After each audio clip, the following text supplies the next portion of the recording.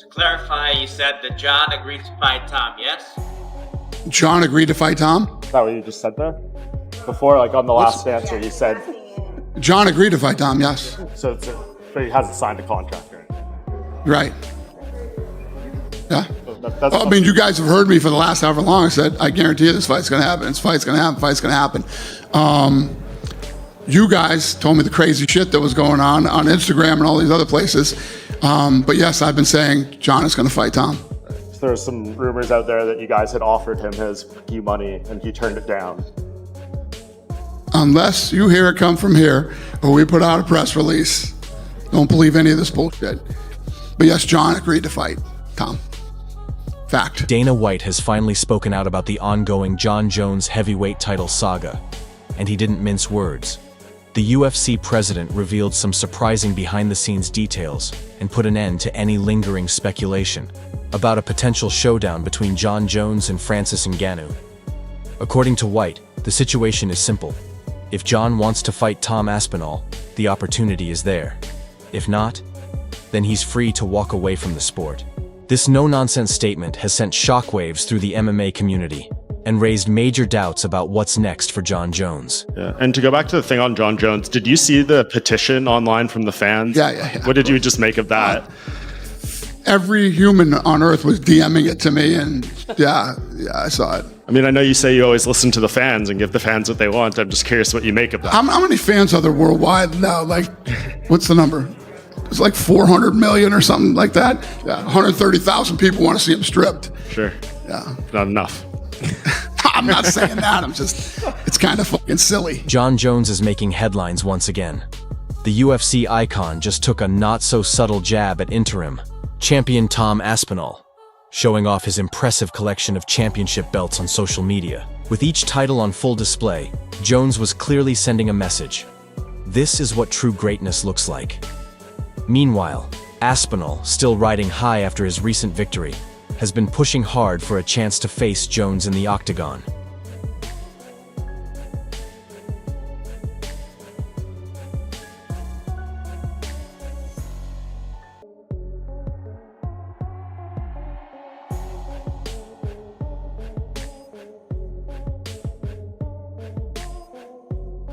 This is the controversy that's splitting the MMA world. And after hearing Dana White's latest comments at the UFC 316 press conference, it's clear things are heating up fast. But before we break it all down, here's a quick question for you. Should Dana White be pressuring Jon Jones to fight Tom Aspinall? Or should Jones have the freedom to choose his next opponent? Let me know what you think in the comments. I'm genuinely curious to hear your take. It's a conversation we've had many times now, the Tom Aspinall, Jon Jones fight. It's a bit different now, right? Because Jon's been tweeting a lot about the fact that he's told you his plans, he's ready to vacate the belt, and all the rest of it. He said he's ready to vacate the belt? He said he doesn't care if you strip him, he would vacate it. Crazy. Yeah, I've been busy. I haven't been keeping up with the gossip. He comes back, he's either back today or came back yesterday or whatever. He's in Thailand. So he's home. We'll be home tonight, Tuesday. We'll figure this out. But if he doesn't fight Tom Aspinall and he does walk away, do you think he's ducked him? Tom Aspinall's the guy. He's the guy. Listen, if the guy wants to retire and doesn't want to fight, nothing you do. I didn't want Habib to retire. I thought DC should have stayed in it longer. So it's none of my business. I'll do what I can to make the fight if we can. If he's talking that crazy shit, I didn't realize that. So go ahead and hit that like button, subscribe, and let's jump into Dana White's fiery response, because this is where things take a wild turn. During the UFC 316 press conference, reporters brought up Jon Jones's recent tweets, hinting at possibly giving up his heavyweight title. Dana White's reaction? Pure gold. He's ready to vacate the belt? That's wild, White said, clearly surprised. I've been busy. I haven't had time to keep up with all the drama. The tension is building fast, and this saga is only getting more intense. You guys were in Dana White's position. Are you stripping him of the belt? Yeah, I mean, if you don't fight, you gotta get stripped of the belt, right? If you're not gonna fight. Did you sign the petition to get Jones stripped of the belt? No, send it to me, I'll sign it. Perfect, I'll send. But hold on, it gets even juicier. Dana White then dropped a total bombshell that no one saw coming. When asked about the potential showdown between Jon Jones and Tom Aspinall, White revealed something that stunned reporters. Jon Jones was offered the fight, and he said yes. That revelation flipped the narrative completely, proving that Jones wasn't backing down after. The only time that anything remotely weird has ever happened with Jon Jones was the time that his fucking camp did the weird Chael Sonnen thing. We can't fight Chael Sonnen on short notice. Other than that, and that wasn't him, it was his team, and he listened to his team for whatever reason. But that's like the goofiest fucking move in the history of the UFC. Just to talk about that too, when you talk about Jon Jones at that time when that happened, that's the other thing about this sport right now. Not only the fighters are they willing to step up, but the coaches. You know, a lot of these guys go to their coaches and their coaching staff and say, you know, we're being offered this fight on short notice. Jon Jones coaches told him not to do it. This is going to put you on the spot, but would you fight again under that contract? Would you be willing to fight again under that contract? It extends for a year. No. So if you win on January and you do not get a new contract, you would? No, I will not fight for 500,000-600,000 anymore. I mean, it's over. Yeah. It's over. I just did this. I took this fight just, I mean, for a personal reason and because I want to like make sure that regardless, even it's unfair, I've been wrongly treated, I can make my case of saying I've accomplished the 8th fight, you know. But no. Francis Ngannou's head coach, Eric Nixick, revealed that Ngannou is open to a UFC return, which, if you were paying attention to the UFC's initial split with Francis Ngannou, is absolutely insane news to hear from Francis Ngannou. But that's not the only thing that we have to discuss in today's video, because Jon Jones, like clockwork, all of a sudden is really interested in fighting again, and now is really interested in a Francis Ngannou fight. Now we're talking. That's a real super fight, a clash of champions, not just hype. So Jon Jones is just the most pathetic guy, and I'm going to get into why in a second, but I wanted to discuss the Francis Ngannou stuff first. I think enough time has passed. I would love to see somehow, some way that they can mend these fences and get back in competing in the UFC. The Tyson Fury Francis Ngannou boxing match? Is that the one we bet the euro? No, this is that's Mike Tyson, Evander Holyfield. That's from the 90s. Yeah. No, this fight that took place this last weekend. Francis Ngannou, who is the UFC heavyweight champion, he vacated the belt so he could take this fight with Tyson Fury. This was his dream fight. Tyson Fury, who's the lineal heavyweight champion. Francis Ngannou had never had a boxing match ever in his life. Had 0 boxing matches, but he was the UFC heavyweight champion. Knocked down Tyson Fury in the 3rd round. Beat him up in the 8th round. Business than it is about ego. At least it is from Francis's side. You know, he wants the opportunity to be paid for, like, it's like being an independent contractor, you know, like your services to be paid the highest amount for whoever needs your services for. He doesn't want to be stuck in a position where he's not allowed to go box or he's not allowed to go do these things. But he went out and did those things and he competed and he made a lot of good, you know, a lot of money and proved that he could do it. So now where does his motivations come from, right? It's not interim champ and champ who is in the position to pick. The only reason why we get here is because the organization makes everything happen. They organize everything. But now, I don't think the blame should be on either Jon or Aspinall. Anybody that he could beat, it would be Wilder. He's one of the hardest punchers ever. But as far as actual boxing ability, his level's way lower than someone like an Usyk or a Tyson Fury or somebody like that. Both the guy's punching power is absolutely like off the chart. It's absolutely ridiculous, out of this world. But I think he's quite hittable, and his fight IQ doesn't seem to be like great. I think if there was any of them who he could beat, it would definitely be Wilder. Allegedly, the number that Jon wanted, and I believe that to be $12 million. I got my own sources. I don't believe that Jon's turned it down. Even though Ariel's confirmed it, even though that's believed in our industry, I do not believe that Jon Jones got a phone call matching Jon Jones's demands and he said no. And I do not believe that Jon Jones would play that game of chicken. Moreover, I don't believe that if he did, we wouldn't have heard about it. If they believe it, if it's to the point that they're ready to move on, it's to the point when they're done trying is when they go book a different fight for Tom. What would Jon Jones. He got on Twitter and he was tweeting up a storm.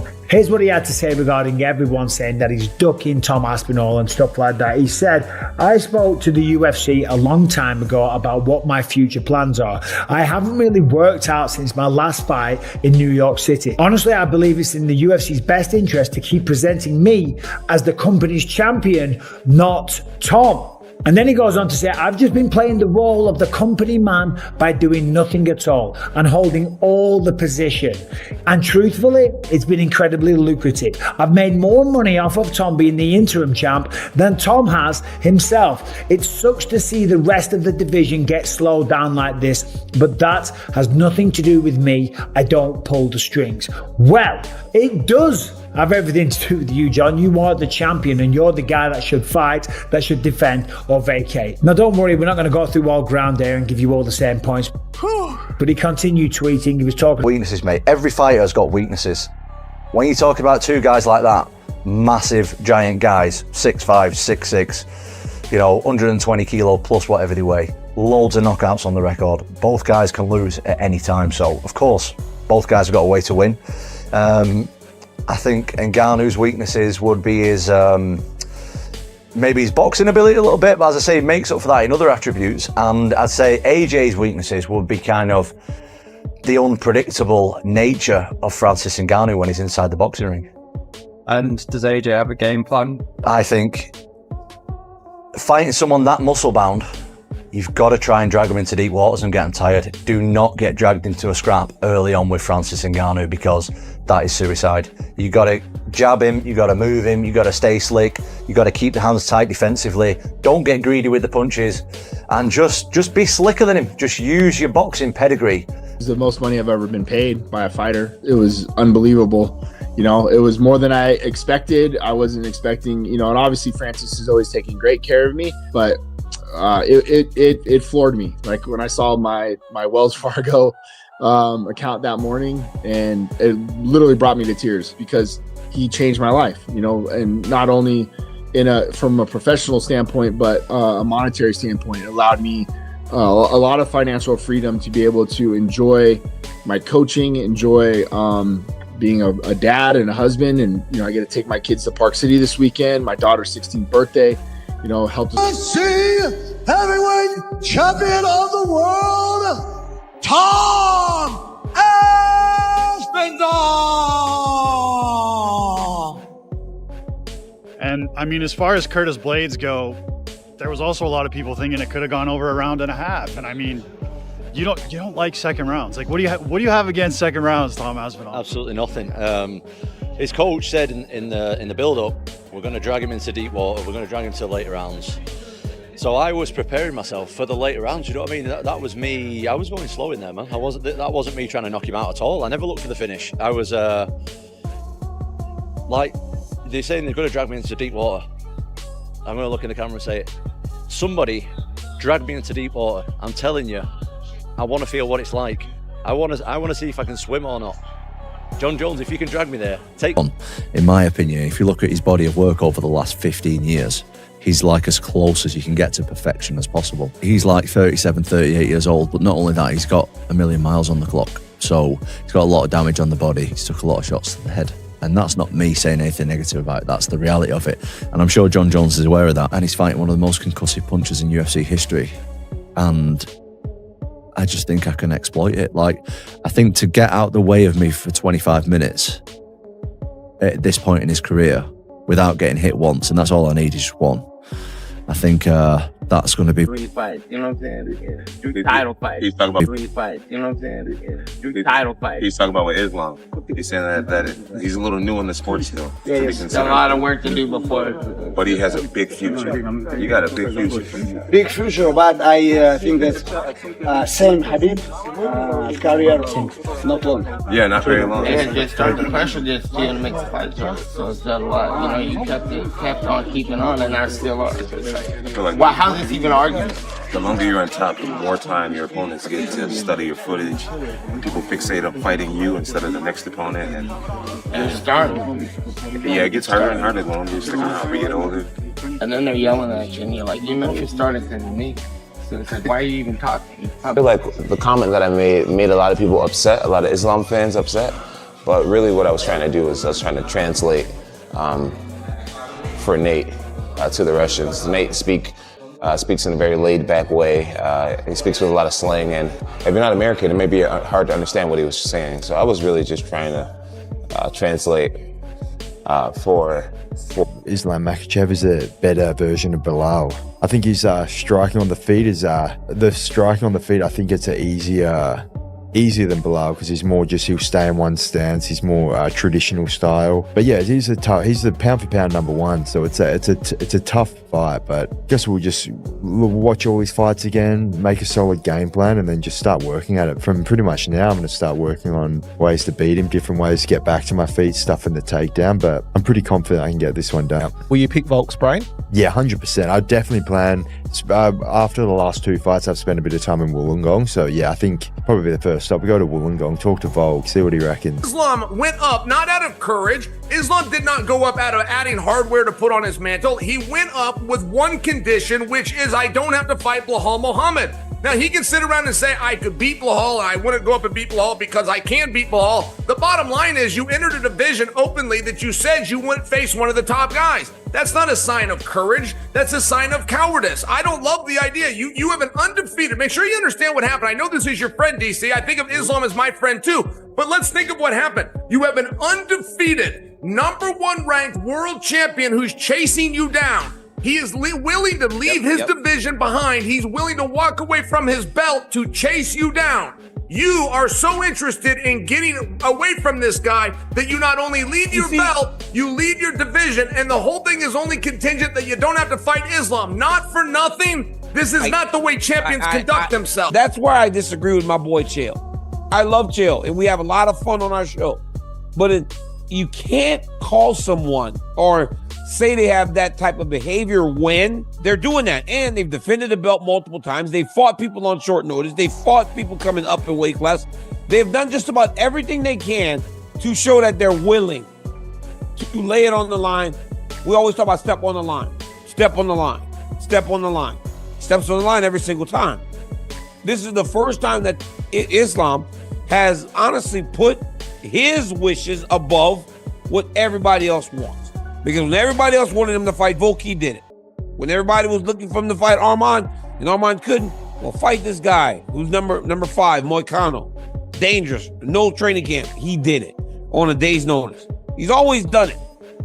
So to say that it wasn't a great move in that regard, I don't agree with that. Where in our history of knowing Islam Makhachev is there anywhere that says this guy's going to duck anybody? That's not who he is. Those two words just don't go together, Islam and bucking. It doesn't add up in any sense of the word.